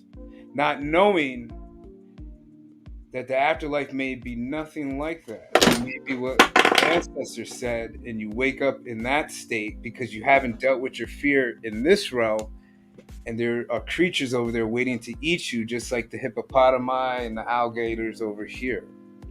So to us on the panel here, it's more important for us to work on ourselves first, get rid of the fear, and then if there's things that we want in the physical realm, I could tell you from my experience again, I don't have a problem getting them. You can ask Saba Tahuti himself. He doesn't have a problem getting them. These brothers might be experiencing this now. They haven't told me, but they might be having their own individual experiences right now where they're starting to attract things that they want without having to work for them. Because When I go into wealthy neighborhoods over here in California, the wealthy are hardly working and the hard working are hardly making wealth. And it's all because it's based on the spiritual, mental energy that's being put in. The physical energy is being focused on more with the hard working, and the spiritual energy is being focused on with the wealthy, even if their wealth is money, as we proved a couple weeks ago. So what we're building here on the teachings of Ma'at is we're building an actual nation. We're not up here for fun. We're not up here for likes. We're not up here to just do this and pull out in a couple years. We literally want to have our own community one day. At least our children have something they can walk into where they can live stress-free and can live in peace and cannot fear what's eventually going to come to all of us, which is passing from our physical body. But while you're here, you want to stay strong, you want to stay healthy, and you want to constantly keep that mind-body connection going. And like I said, I'm not sitting here speaking on some throne where all my days I'm skipping through the tulips and I'm happy and joyful. It's actually a lot. I'm actually very sensitive now to the Matrix because I know the devastation that's done to our people. So it actually hurts me deeply. But I could tell you this: the more that you study with us, the more that you dedicate your service. And before I forget, because I was going to say this at the beginning, this is a life-changing organization, and Arcad could tell you a little bit about it himself. I believe AJ's going through his own right now too. But I want to mention somebody in the chat. I don't know if you're still here because I'm not looking at the chat. But there's a brother called Squano Trending. And Squano Trending, for the first time, I've seen your face. Even though you're wearing sunglasses, that's okay. But I actually see your face now on your meme, where before we didn't know who you were. So to me, even that little bit is very important to me because it's signifying change. And with Ma'at, as you go through the course of your life, you'll see that the changes might be little, but it's always the little things that build up to greater things. And then the major change can really come, whether it's in your individual life or it's like in an organization like ours. And that's all I have. Arcad, you could take it away, brother. Hotep Ma'at, peace and love, everybody. Want to give a shout out to the good brother Tahuti Most. Wherever you are, good brother, wish you light and love, good brother, to our good brother Tahuti Most. And good brother Scribe put the link in the chat. So come up here and join us, show your face, come talk to us, dialogue, come build with us, come learn with us. Scribe, that was an excellent breakdown, brother. You keep on motivating us. So thank you. Keep on motivating us, brother. Goodness gracious. Yeah, there's one thing I do want to say for those who are listening who may have that fear of putting yourself out there, getting on a camera and, showing face on a live stream. Yeah, it can be nerve wracking. You can be, be talking yourself out of it, I just tell you, once you, the greatest things are always on the other side of that fear, so, I know for me personally, I wasn't just, geeked up and hyped and ready to just say, all right, yep, let me get on. No, that's not how it happened for me. I had to do ritual to boost myself up to come on here, so I just want to share that and say, hey, if you're sitting right now and you're like, I want to hit the link, but I'm too scared to, we were all there at one point, but once you decide to make the decision to advance and evolve and not let fear hold you back from getting to your next level, that's when you'll step into that. And it's never as bad as what you created to be in your head, because that's one thing that a negative fear does, is it makes something way worse than what it is. So, just put yourself out there, just try it. I always say, just try it once and see the results that you get from it, come forth and This is a way for us to communicate and build and not be in direct contact with one another physically. This is like I said, when it comes to the internet, the internet is a tool just like everything else. You know, whatever you decide to use it for is up to you. But this is a beautiful tool for us to be able to do some real good, you know, and you can build with some good brothers and some good sisters that are on the same mindset and the same frequency as you. So, you know, if you're hesitant to hit the link and to step forward, you know, I just encourage you to not think about it so much. Just, you know, what is it that you really want to, do you want to be a part of something? You know, that's what we're here for. You know, we're here to provide you to be a part of something greater than yourself, and for us to be able to leave things to our children and to give bridges for those who want to make a transition from out of the matrix. You know, that's what we are. We're that bridge to get you from out of that incubation chamber and into the real world, so you can actually start being in more control of your reality. You know, so I just wanted to put that out there for all of you who are just talking yourself out of coming up or joining us, you know, or reaching out to us. You know, sometimes I've heard people say, well, you know, I don't really know enough yet. That's never a reason not to, because the more you learn, the more you realize you don't know. So at some point you just gotta be like, all right, well, let me just start doing it. And as you start to maneuver, you realize that, you know, just even a little bit of this information here puts you in a position where you have more knowledge than 99% of people out there, because I mean, most people are dealing with the matrix. So, you know, whenever we're not here, we don't downgrade nobody. It's all love and growth over here. You know, it's what Ma'at is about. You know, everyone brings their own light to the circle here, you know. So, you know, don't talk down on yourself and say that you ain't at a level to be able to speak or present. No, I mean, we are all at our levels, and you know, it doesn't matter what level that is. All that matters is that you're taking a step forward to build and grow and push beyond that fear that you have, so that you can actually evolve as a Ba, you know. So, you know, peace and light to you know, everyone out there who's watching us. Let's see, Robert Williams. Let's see. Peace to you, my brother. I will show my face when I'm confident to speak in the place of my eye. I'm on the outside looking in. So, you know, that's basically what I, you know, just spoke about. Is if you wait, there'll never be a perfect time. You'll always be able to tell yourself a reason, say, okay, well, once I do this, then I'll be able to do this. You know, once this happens, then I'll be able to do that. And that's one thing that I started to implement in my own personal life. And I call people out in my personal life who say these things to me. They'll be like, well, when I get to this place, then I'll be able to.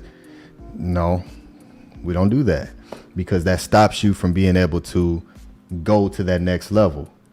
You know, if your ancestors right now are pushing you and you're telling them, no, now's not the time, it can be a dishonor to yourself and to your ancestors, you know. And that's how I like to look at things. I don't like to say, once this happens, then I'll be able to do this, because there's always can be a reason in your head that you can tell yourself why you're not doing something. So, you know, we're here, we're open arms, and like I said, we're not judging you on what you know. My art is about being honest and being truthful and being courageous. So as long as you're being courageous and you're seeking the truth, you are in the place of my art, you know, and then we build from there. So shout out to you, brother Robert, and the panel is open for you. If you're not gonna come on this time, I'm gonna implore, you know, for you to work on this week and do some things to build your confidence up. So next week you come on the panel, you know? So if you're not confident today, next week I want you to be in a state to where once we post that link, you're already ready. You're already invoking that bull. You're already invoking the energy of Ptah, and I'm gonna speak, you know, and come up here and join us, you know. So peace and love to you, my brother, and we're gonna work on, you know, reversing that negative hypnosis that's, you know, keeping you from joining this frequency right here, you know. So peace and light. Go ahead, brother. Yeah, this is a safe space too, brother. Robert, it's a safe space, and your journey is like mine, because I had no intention on coming up here and showing my face. And I think week after week, watching Saba take his breaks and play videos, I enjoyed those Christian videos, by the way. I got to get a link for them videos he used to put up when he used to take his break, and the Hati would get up on the screen and hold him down, and he would ask people to get up and show their face, and you know. But it was the truth that motivated me to show my face, Robert, good brother out there, and everybody that's in the chat that's scared, or there's some type of fear to come show your face, because I had that same fear. But the thing about Ma'at is, if you guys follow Saba's teachings, the truth is to be seen, and it means to examine, to be seen, right? So see, to examine, to look thoroughly, right? So I was motivated by the truth, and that's what got me up here once I took a deeper look. As well as these good brothers, week after week, I'm never failed to be impressed by my brother, the good brother Scribe, and the website teachingsofma'at.org. Go check it out. It is a beautiful, beautiful website. And also by my good brother Hati Ma'at, always motivating and inspiring. And of course, Netta, formerly known as, and also good brother Tahuti Most, the good brother Tahuti Most out there. Shout out to you, brother.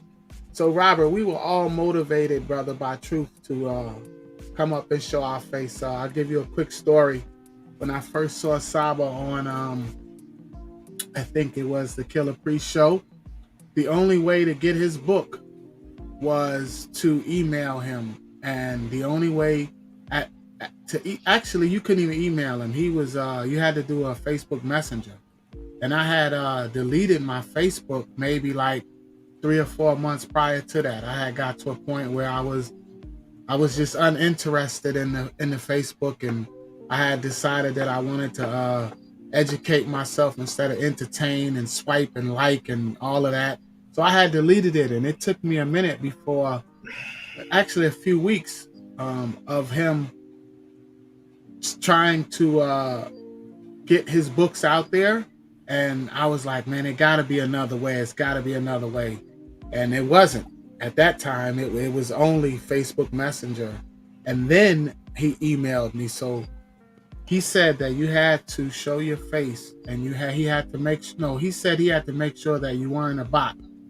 So I reluctantly created me a Facebook again and a messenger, and I reached out to him, and I think it was July 20th. And I reached out to him just to get his books. And that began my journey. Now, everyone here on the chat and everyone out there that will be following can go to teachingsofma'at.org, and you can purchase the books very simply. Now, you don't even have to show your face.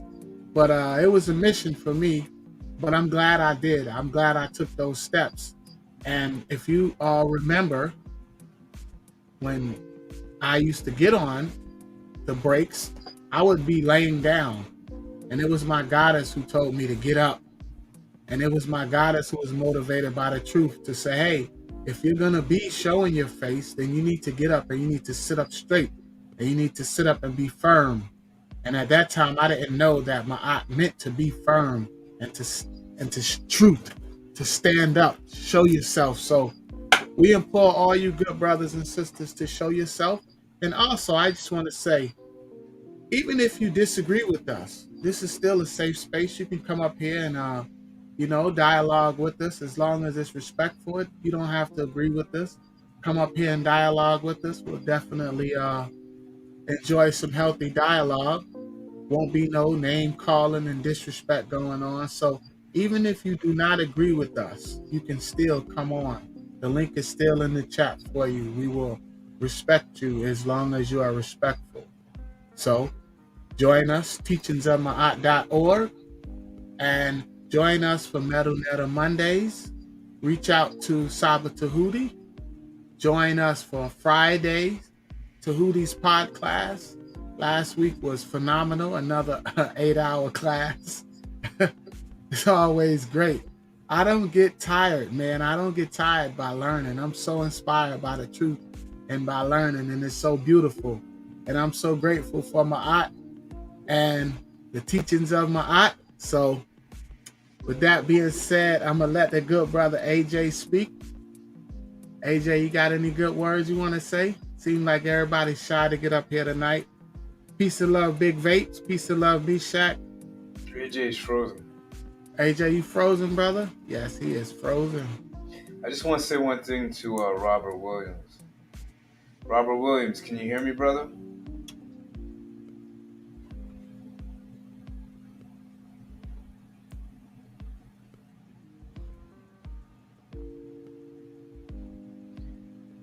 Robert Williams, can you hear me?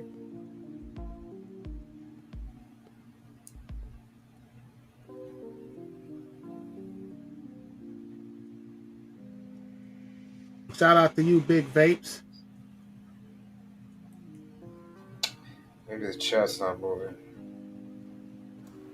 Yeah, he's here. Robert Williams is here. He said he's here. Oh, okay, good. All right, brother. I don't know. Yeah, it's not working on my side, so I can't tell if you responded. He did. He responded. He said he's here. Okay, great. Rob Williams, are you into like nature videos? Are you into nature? Are you into nature videos?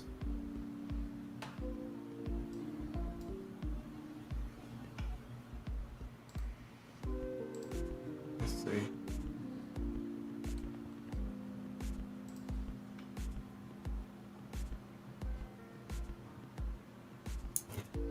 It's a chat. Yeah, he said yes. Yes, Okay. He likes nature videos. All right, great. So I love nature videos. We have something in common there. And if you ever notice, because we are in nature, right?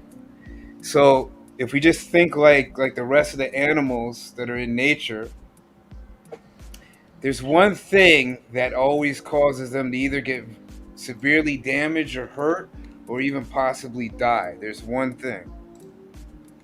And it's fatal. And I actually live by this every day.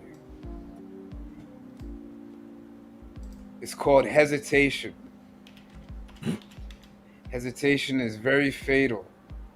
It doesn't matter if you have an opportunity with somebody of the opposite sex.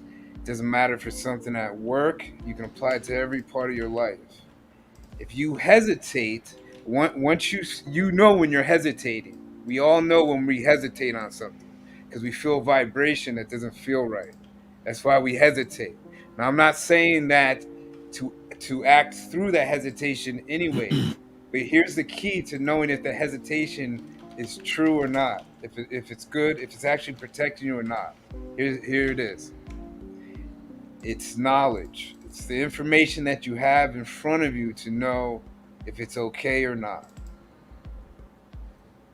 So if your Christian elders are telling you one thing and the scribe and everyone here is telling you another thing, and through your own research and what you've discovered, that's when you make a decision. If you're still hesitating after you have both knowledge from both sides of the table, then it's definitely fear. And again, nobody up here is forcing you to do anything you don't want to do, but I can tell you from my own experience, it's fear. Absolutely, it's fear. What fear will do is keep you from getting everything that you desire. Like the scribe said, the word desire, there's nothing wrong with that. Another word for emotions is desire. There's nothing wrong with your desires.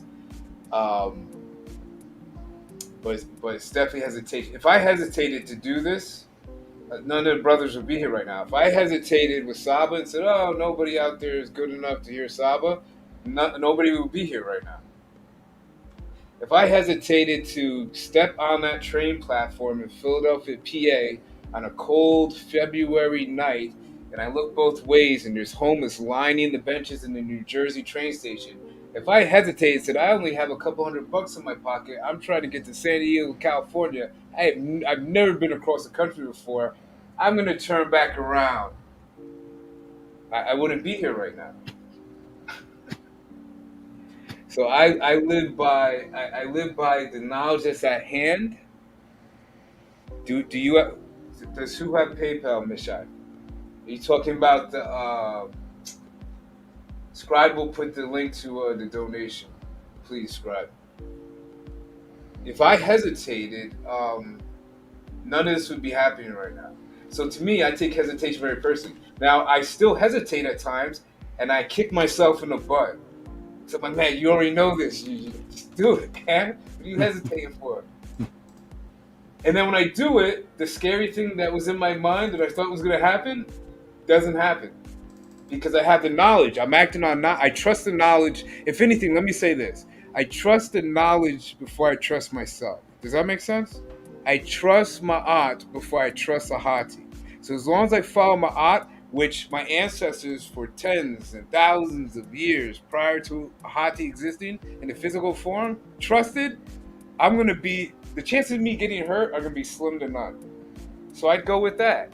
And I learned, and see, that's the key. That's another key that the Talmud uses on us, because the Talmud knows that Jesus' spell is so powerful that even if these I won't use that name that they use for us, even though they got this internet and information, we gotta worry about them acting on it, because what?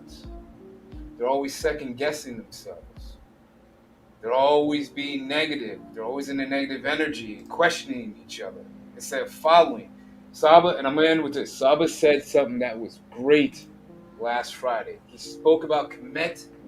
If Kemetians sat around and smoked weed and burnt hashish and incense all day and chanted and did utterances and never got off their butts and started taking off heads and building temples and doing things, we would have nothing to study or learn about.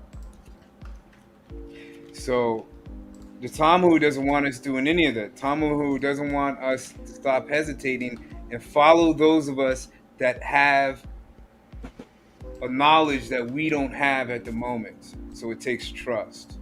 And that's the only way societies function. That's the only way we get out of this mess here, is if we follow those of us that have the information. That is true. And none of the brothers up here, nobody has come up here yet and questioned us about the knowledge. So that's all I could do. Meshach says he's blocked on Cash App. Meshach, just email Scribe at leadership at teachingsofma'at.org, and Scribe will work that out for you. I just posted the PayPal link. Okay, thank you, Scribe. But yeah, I want to say that to our people is that make sure you have the knowledge first, and once you have the knowledge, you can make the right decision usually. I want to add on to that about hesitation. I ride a motorcycle, and that is one of the things that I teach. If you hesitate, you die. You cannot hesitate when it is time to ride a motorcycle. You either go or you don't. There's no second guessing yourself. And those of you out there that ride, I've been riding for over 20 years. Those of you that ride know what I'm talking about, because it is learned and it is understood. Trust yourself. I trust myself and my knowledge and riding, and I go. I don't hesitate, because those one of the things that will get you hurt on a bike is that hesitation. If anybody would like to join us on the chat, if not, I'm gonna let the good brother AJ. Got any thing you want to add, good brother, before we close it out? I just want to say during this time of Thanksgiving, which is a lie, and Christmas is coming up, I think it's really powerful to have this opportunity to talk about Kemet and Ma'at, because most of your family and most of your coworkers celebrate these days that are not holy days.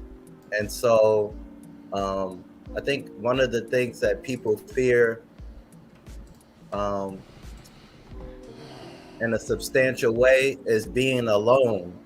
And so I have been invited to numerous Thanksgiving dinners and did not go. And I've been invited to several Christmas celebrations that I will not go to. And that's just my choice, because my heart knows those aren't things that I'm going to support anymore. And so one of the things that helped me was, which is really ironic, is the pandemic, when a lot of people were in isolation and we weren't being social and stuff like that. The pandemic helped me and gave me strength to be able to stand on my own. And so coming into this knowledge and this wisdom and having to separate yourself from some of the things that you've been doing all of your life is extremely scary. So I just want everybody who is considering coming into this knowledge and this wisdom and facing your fears and having to change your lifestyle and not going to things that everybody is going to, and switching what is culture and thinking about not having to work for people that oppress you, is a huge transition. And we understand that.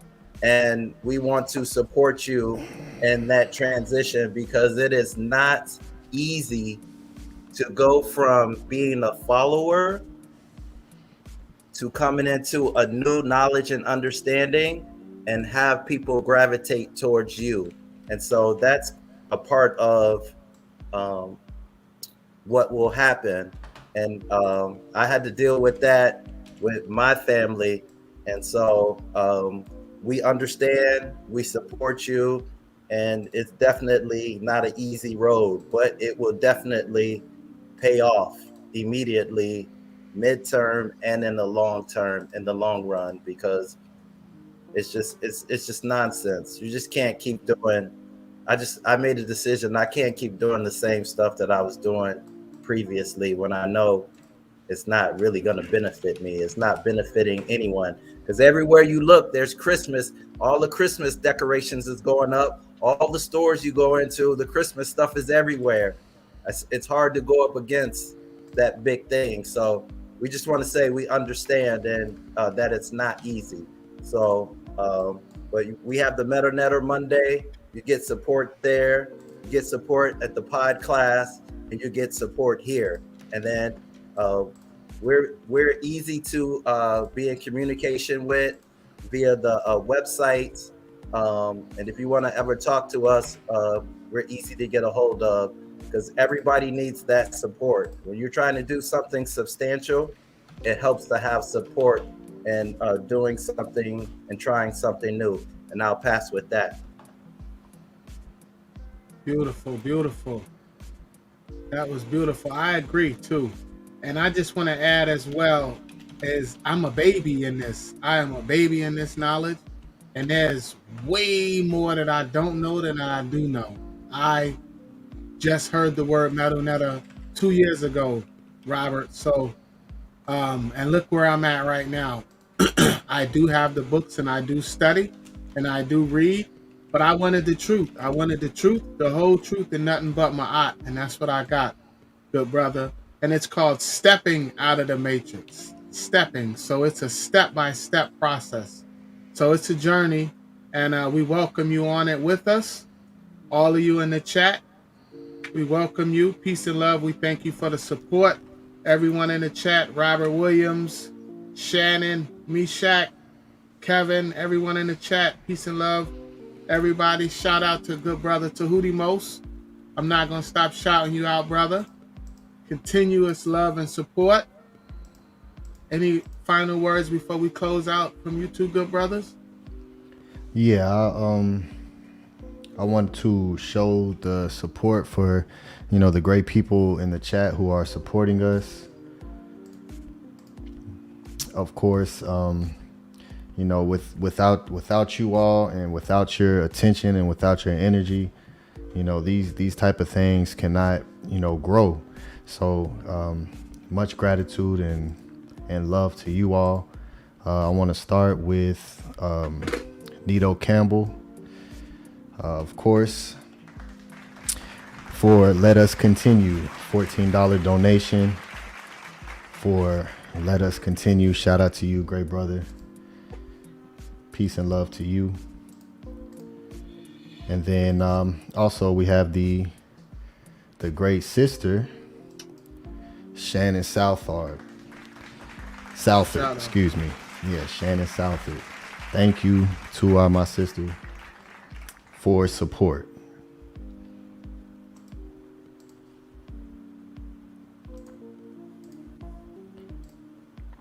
Then, of course, we have a Meshach, Beget Leisure, with a $25 donation to my great brother. Appreciate that. Peace and love. He says, friends, peace, bros, shining pure as gold. That's what my aunt sees. Exactly. To for that generous donation.